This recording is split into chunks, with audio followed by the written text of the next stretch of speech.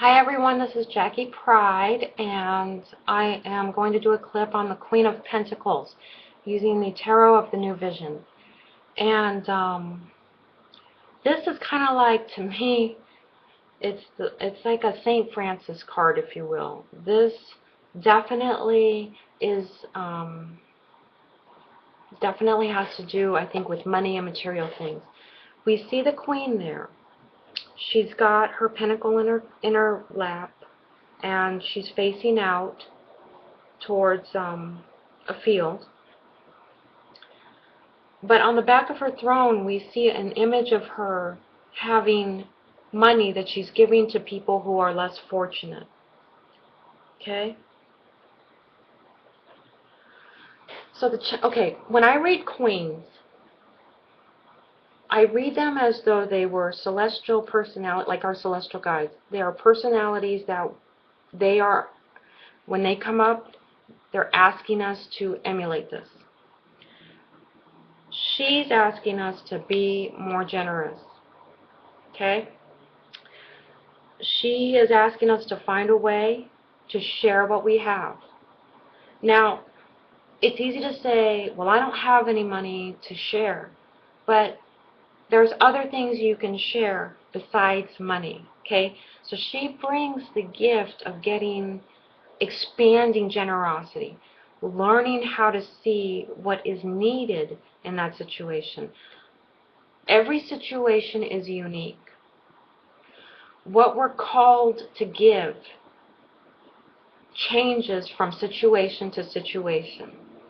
If you had 5 people in front of you, you could give them all the same lump sum of money, but maybe they didn't need money. Maybe what one of them needed was just,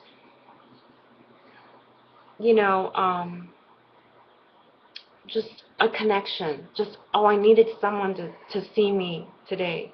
I needed someone to see that I work hard. Maybe what someone else needed was recognition. Maybe what someone else needed was just, just some good advice. Just another person to care about them for a minute. Maybe someone else did need that money, and hey, that works great. But the whole point is she's letting us know what you give, don't let it be a cookie cutter thing. Connect with the situation and ask what it's calling from you. In every situation, there's something you have to teach and there's something that you have to learn. Okay? Ask yourself that. What do I need to give right now? I remember I'm hesitant to give homeless people money. I'm hesitant to give them money. But what I will give them is, if it's a hot day, I'll give them some water and some sunscreen. If I remember once,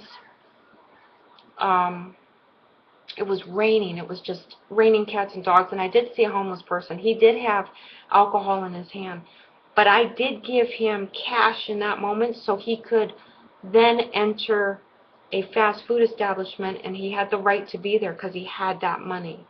So you see, even though I'm hesitant to give money, I will give it if the situation calls for it. So he went to a Carl's Jr. and he sat inside, but he was just completely soaked.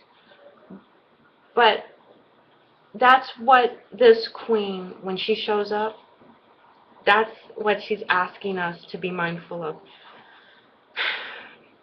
What do you have to give? And what do you have to learn? A lot of times we forget that there's something we can learn from the people around us. She comes in to remind us we're not so enlightened that there's nothing left for us to learn. And learning can go outside of the box. Maybe you're always focused on how to read your cards better, but someone comes in and reminds you how to be just a decent person, just to stop what you're thinking about, connect in the present moment. Oh, that person doesn't need you to read cards. That person needs you to pick up that mess. That person needs you to chip in and help out a little bit. Has nothing to do with reading cards. It's all about, maybe they need you to clean off the table and set the table and help get the kids put to bed. That's what I'm trying to say. Very earthy, getting down into the present moment. She's very, very generous heart. So the only challenge I can see with this is getting into a mindset where, gosh, everyone and everything, just, I have to give, give, give. Well, don't forget, there's things that you have to learn from them, too. That's why you crossed paths. You're learning and you're teaching at the same time. So you can put yourself on that receiving end of, what do I have to learn from you? Engage them in a conversation. Find out what they know that you don't know. Okay? And all of a sudden everything opens up. Everybody becomes your teacher. And maybe they become your student as well. That's the message of this teaching, is to relieve the stress on you about money, about being able to give people things.